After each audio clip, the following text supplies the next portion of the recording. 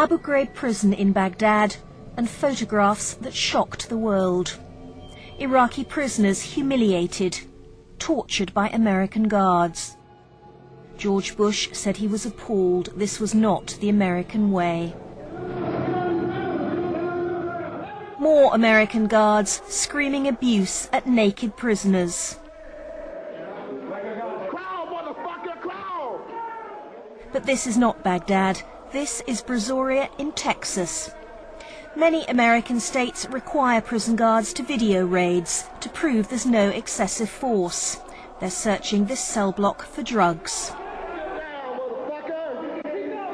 Somebody was saying that the guards are going in the cells and pulling people out and stuff, and strip searching them.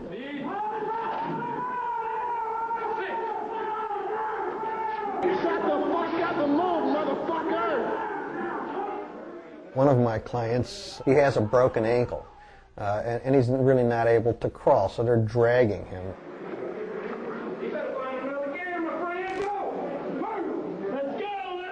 And he's zapped on his behind with a taser or a stun gun of some sort. Come on, white boy, get it! He's got a broken ankle. My whole body was just doing this. Couldn't stop shaking. Some prison officers also have electric cattle prods. Others have dogs.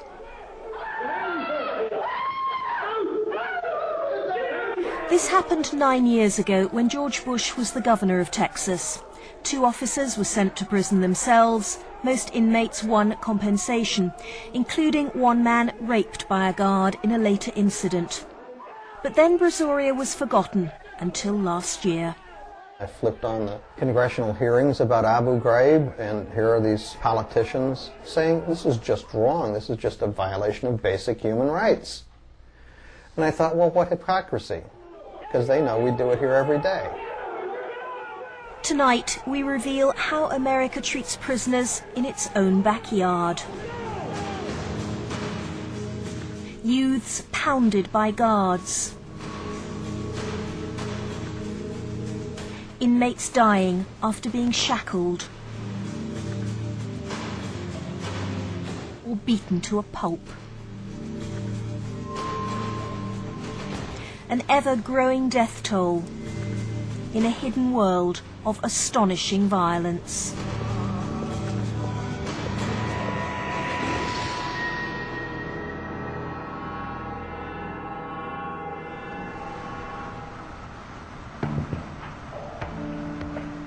In northern Florida is the well-named town of Stark, population 5,500. The local economy depends on the 5 state prisons around the town. Most families have someone working inside them. Prisoners also clean and maintain the town.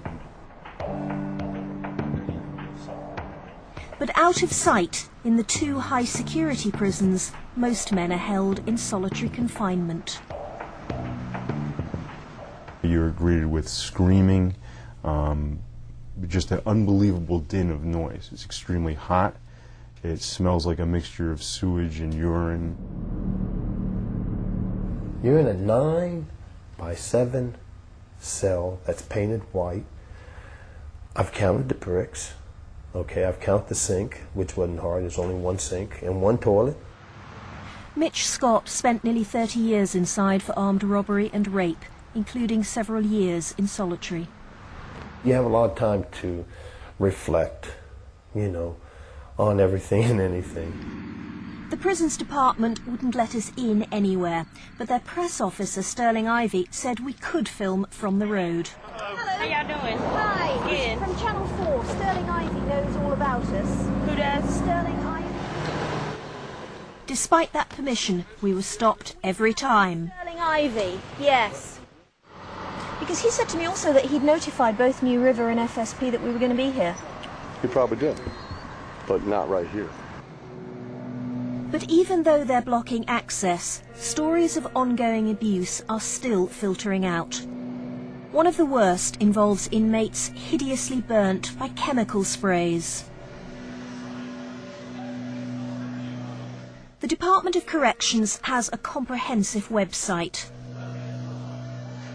It lists every single prisoner, along with the offence and length of sentence. This is Sylvester Butler, a career burglar serving 8 years. But this photo was taken by his lawyer. Guards sprayed Butler in his cell with pepper and tear gas for banging on the door. Kurt Massey, doing 12 years for attempted murder. Prison report says he was sprayed for swearing at staff. And Jeremiah Thomas, an armed robber with a long history of mental illness. For refusing his medication, sprayed through the flap in the cell door. Nearly 24 men are now suing the prison authorities. They usually use large fire extinguisher-sized canisters of pepper spray, which then sticks to people's skin. We've had prisoners who have had second-degree chemical burns all over their body. It causes extreme pain. Officers always try to aim for people's faces and for people's genitals.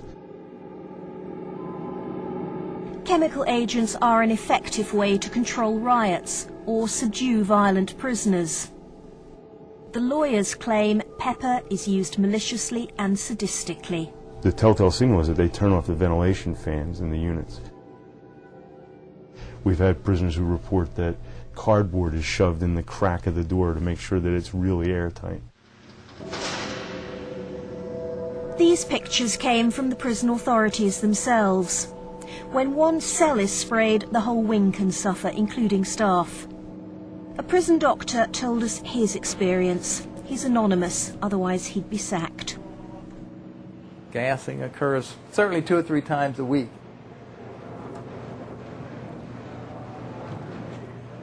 The security people say, get off the door, get off the window. I've told you 3 times, okay, you're going to get gassed. Your eyes begin to tear and your nose begins to burn. It becomes a horrendous irritation where you're almost choking in your own saliva. I think some of the security people feel that it's their job to punish these people, and they're pretty vindictive. They sprayed down the wing next to the wing that I was on, and it came through my window and gassed me. Okay. And what was the effect on you? Describe to me what that was like. It was burning. I couldn't get enough water. It felt like my face was on fire. The reports, of course, all say we used 1 canister and we used 3 1-second controlled bursts. And if you look at the photographic evidence that we have of the burns that people received, there's no way you could do that without gallons of this stuff. It's being used just to maintain absolute terror in the prisoners. There's no other word than torture. The Department of Corrections wouldn't answer any of our questions, but there is a statement on its website. It says chemical agents are only employed as an extreme measure instead of force. So what counts as force in a Florida prison? When guards attacked this prisoner, they broke his ribs, pierced his lung and ruptured his spleen. And they got away with it.